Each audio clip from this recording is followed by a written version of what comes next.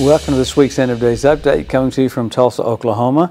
We're coming to you every week to look at the different things that point to the coming of the Lord, and specifically the things that happen around the rapture, because we know that's next on our appointment calendar, and after that, the second coming, you got a 7-year tribulation. So we're watching the symptoms of the tribulation come right in front of us, and all the signs of the second coming. I mean, it's just blatant. This last week, you had one of those signs where at the Battle of Armageddon, the kings of the east will come across the Euphrates River. Euphrates River has been running dry, so you've had those people involved, and we'll get to that here in a minute. But pretty amazing, the sights that we're seeing. So the Lord said, when you see these things, lift up your heads. Your redemption draws nigh. So He doesn't want you downtrodden. He wants you living, when you see these things, to be excited. All the signs we'll get into and how close we are because He loves you, wants to bless you, wants to encourage you, wants to strengthen you. And for the Christian, remember, there is no bad news, so there's no fear. If you hear end-time preaching and it scares you, that's not correct, because for the world it's extremely scary. You remember what Gabriel told Daniel after Gabriel showed Daniel the 7-year tribulation? Daniel goes, man, how's anybody going to make it through that? And Gabriel said, don't worry, the Ancient of Days will prevail. So we're watching the earth get set up for the entrance of the King. And with that, there's a lot of rumblings, a lot of wars and rumors of wars. And let's pick up what happened this last week, because Jesus wants us to know. Remember, He rebuked the crowd only one time, rebuked the Pharisees over and over and over again. Why did He rebuke the crowd? He said, you can tell what the weather's going to be, but you don't know your hour of visitation. So it'd be weird to be right now to be focusing more on climates than we would the coming of the King, and you feel that. Well, we're getting into this so that we accelerate. It's an acceleration mentality, not escape theology. I hear people all the time, well, you just don't want to be here for the tribulation. Really, it's the time of Jacob's trouble, not the church's trouble. So He deals with Israel for 7 years, so I don't have to be here for that. I'm not concerned about that if I was going to be, because I have authority, but I'm not supposed to be here. So look at what's happened this last week to get the whole world involved and paying attention to what's going on. You had a ceasefire deal just went into effect this afternoon, actually our time this afternoon, tonight, Israel time, between Hezbollah and Israel.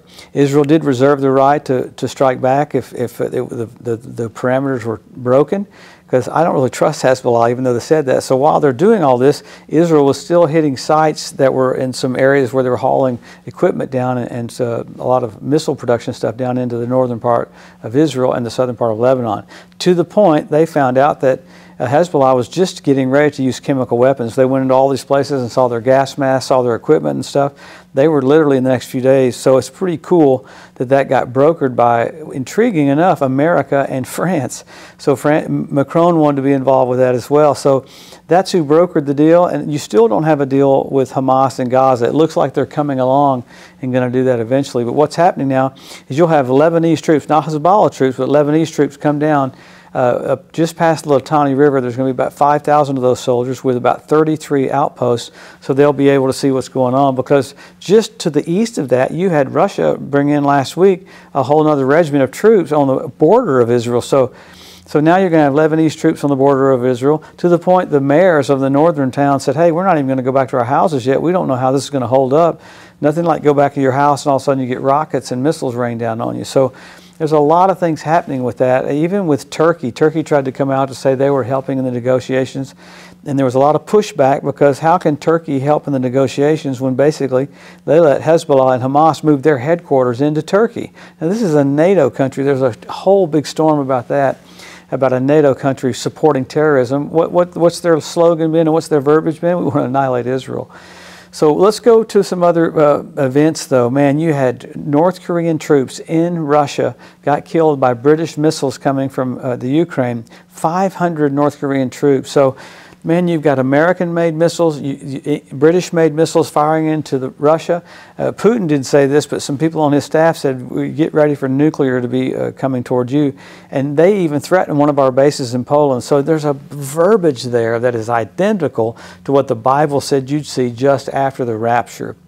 I mean, you got a hypersonic missiles coming from Russia into the Ukraine, and then you had another hypersonic missiles coming into Russia. So then Russia came back and said, you're using 7,000 mile per hour weapons. We're going to use the 22,000 miles per hour weapons. So man, when you have all that verbiage, and then general after general came out publicly saying we were already in World War III, to the point that Germany this last week went to a great extent to try to find new bomb shelters and use the subways that are subterranean, different things that Germany would have a place to go for stuff like this, because they're literally ready for Russia to keep moving just like they did years ago. So it's an alarming thing to see all those things. Remember, Israel hit Damascus a few weeks ago because of the chemical weapons. Well, some of those chemical weapons that had already made it down to Hezbollah. So it wouldn't surprise me that all that stuff happened again and some more missiles get fired out again. So it's going to escalate even more and more. It's intriguing to see the people go to Shiloh and pray for our elections. And then you've got a lot of talk of the Ark of the Covenant being brought over from there. Not just the ones that were made recently, but literally they say they're going to find the Ark of the Covenant right now. So we'll see how that all plays out. You have more architecture and more things that were brought up and unearthed showing that Israel has a right to the land. Things that were marked 2,000 years ago, 2,500 years ago, and 3,500 years ago. So we're watching the setup for the entrance of Jesus of Nazareth to come back to the planet. Wow, how blessed are we? Oh man, to be seeing one thing after another, specifically the nations getting ready for the Ezekiel 38 war. I hear people go all the time, well, what can you think? Why do you think the Ezekiel 38 war is after the rapture? Because I mean, on TV, all the end times guys are like, this has to be before the rapture. Well, actually it's after the rapture because God deals with the earth like he does during Old Covenant times. In this dispensation, he says, go preach the word. I'll confirm the word with signs following. I gave you all authority. The church has taken off the earth, and God has some Old Testament authority where he can deal with Israel on the outside and protect Israel. He says it over and over again there so that the heathen may see that he is God. So the earth is getting ready for a dose of Old Covenant mentality, which, man, we don't want to be here for that because it's really rough and tough. So as we get into all this, we always go back to the Scripture because the Scripture shows us exactly what's happening. The signs. Number one, Israel made a nation, 1948. Jerusalem won back in 1967. Jesus said, the generation that sees those two events won't pass away till all is fulfilled. But then you have all of these other signs. The signs aren't there to scare you. They're there to excite you that you're getting close to your destination. What do you got? The Hebrew language restored. You got the Ethiopian Jews brought back. You got the fertility of the land of Israel. You got the revival of the Roman Empire. You've got a fish in the Dead Sea. You had the Dead Sea turn blood red where Sodom and Gomorrah was. It happened on the Day of Atonement last fall. That's radical. You have foxes on the Temple Mount. You have 172 different species of predatory birds start showing up in the land. I mean, you got the cleanup crew in Israel right now. After the Ezekiel 38 war, God calls on the fowl of the air to clean the land up. After the Battle of Armageddon, 7 years later, calls on the fowl of the air to clean the land up again. So you got the cleanup crew in Israel right now. So they're in position. Then you have the Temple Mount Institute. Man, they're ready to start having sacrifices. It's remarkable when you see how ready they are. They've been going for almost probably 30 years. Their last name's Cohen, means priest. They have all these guys that have been going to school how to be priests. You have the red heifers that were brought over from Texas. Their ears weren't clipped because of COVID, so you've got to use them between the second and third year. They are at their second and third year right now. All the ones that have come over since then, they've already had their ears clipped. I like how they haul the ones from Texas and they use them as service animals. Pretty crazy walking down the middle of the airport with a cow instead of a dog. So animals are in position, wild and crazy. All these different parts moving into position. Men will be lovers themselves. You have selfie sticks. You got one thing after another pointing to the coming of the Lord. You had Russia rebuild the archway for Baal worship in Palmyra. That's where the Tower of Babel was. I mean, that's radical that's been rebuilt. The Talmud said that's the last sign you'll see before the Messiah comes. So one event after event after event that push into our face, into our focus, hey, the King's coming back. We don't let the signs scare us because they're there to show us, look how close you are to seeing Jesus. No, you want your relationship to be white hot, fervent in spirit, always serving the Lord. So what do we do as we see all these things? We help our pastor, we help our local church. There's many, many, many more signs. Our book, End Times Made Easy, that shows all these signs. There's about 80. We've got a new book coming out called The Countdown, showing the things about the rapture and the second coming. And so we're trying to get as many things as we can digestible so we can go, wow, this is the end, let's accelerate. So there's sign after sign after sign after sign. I mean, you have Bishop Rabbi Yitzhak Kaduri prophesied right before the coming of the Lord, Israel will be ruled by two Benjamins. That happened in the last couple of years. You had on the History Channel, Bishop Malachi, that had a vision of every pope's coat of arms, all the way up to the coming of the Lord, 114. He got the correct coat of arms on the popes, 114 out of 114.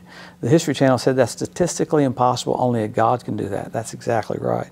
Guess what pope we have right now? 114th. So, and that pope is saying different things every week that are absolutely bizarro. So this is just an unusually weird time when people are yielding to demons and yielding to the dark side more than we can ever imagine.